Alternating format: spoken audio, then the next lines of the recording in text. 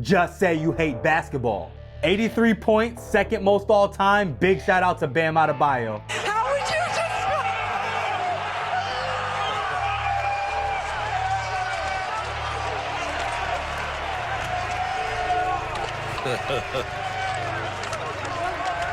This is one of the most unlikely games the NBA has ever seen. Before tonight, we know only 2 other players had ever scored 80 points in a game, and Bam Adebayo being the third wasn't on any of our bingo cards. I don't know when y'all started watching, but I started paying attention when I saw that he had 31 points in the first quarter, outscoring the Wizards by himself. I turned it on when I saw he had his career high in the first half.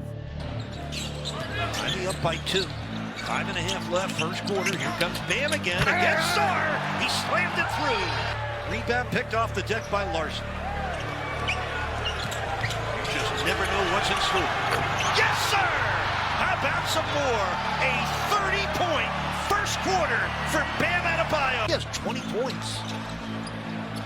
Heat ahead by only 12. Bam spinning on Sar and putting it down. Under a minute left in the first quarter, in the first half. Bam! Got it! A chance at a three-point play. 42.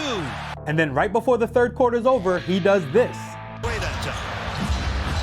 Oh, Drew Smith stole it. There it is. A new Heat record.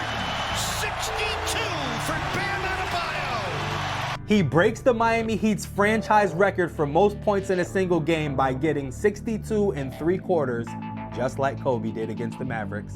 And now you have a whole quarter left, you're only 19 points away, the hunt for Kobe's 81 was on. The energy is high, the building is electric, everyone knows we're on the brink of history. So of course you gotta feed the hot hand. Eric Spoelstra was running sets to get Bam more touches. That's sort of what you do with history in the making, you make it. It's the same thing when David Robinson scored 71 on the last day of the season to win the scoring title. And it's the same thing with Kobe's 81. When you get close to history, your teammates help you finish it. That's been a part of the NBA forever.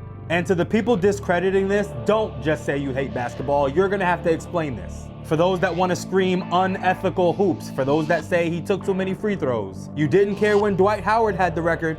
39 free throws in a game, and he did it twice, and it was the most ever at the time. You didn't call him unethical. Is it because he wasn't breaking a scoring record? No one cared when Shaq did it in the playoffs and only scored 40 points for the game. No one called that unethical, and no one called Hack-a-Shaq unethical either. Y'all learn these words and just go crazy. Believe it or not, Bam Adebayo is way closer to Shaq and Dwight Howard and David Robinson. And yes, even Wilt Chamberlain than he is to Kobe or Luka or Donovan Mitchell or Damian Lillard.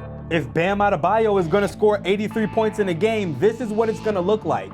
He's a physical, tough center. He scores in the post. He scores when he drives. He scores through contact. He gets offensive rebounds and a lot of second chance points. That means he's going to get fouled a lot, and that's usually how big men do it. So it's no surprise that the most free throw attempts in a game goes Bam, Dwight, Shaq, Wilt. But Hack-a-Shaq and Hack-a-Dwight is strategy, right? If you want to talk about what's unethical, instead of talking about the free throw attempts, how about we talk about the 3-point attempts? 22 threes, that's not Bam's game. He's never been a high volume 3-point shooter. But that's what tells you what kind of night it really was. When players get hot like this, something weird happens. They start taking shots they never normally take. That's how historic games work. There was about 10 heat checks in those 3-point attempts. That's Luka's lane, that's Kobe's and Donovan Mitchell's and Damian Lillard's lane, that's them. Bam isn't built that way, but nights like this will make you forget that Bam got it out the mud. He came into the league as a defensive guy and gradually built his scoring average up. Real ones know he's had this bag, but that wasn't always his role. But when 3 starters are out, you got the green light. So in this game, Bam Adebayo did what Bam Adebayo always does. He just did it more than Bam Adebayo's ever done. And don't let people tell you Washington let him do this either. They were doubling and triple teaming Bam late in the fourth, and they even intentionally fouled other players to send them to the line. And that's partly why he was 7 for 22, because he was just shooting through it. History on the line was way more important than Bam on the line.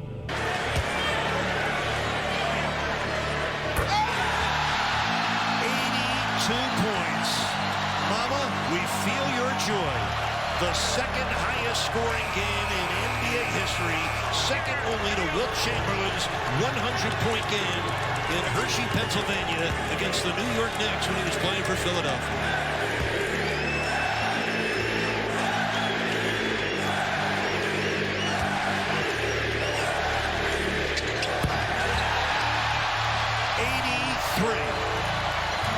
And all of that is what makes this game so crazy. Cause for one night, a two-way defensive-minded center played like a volume scorer, and somehow he ended up joining the most exclusive club in basketball. Now, if that's unethical,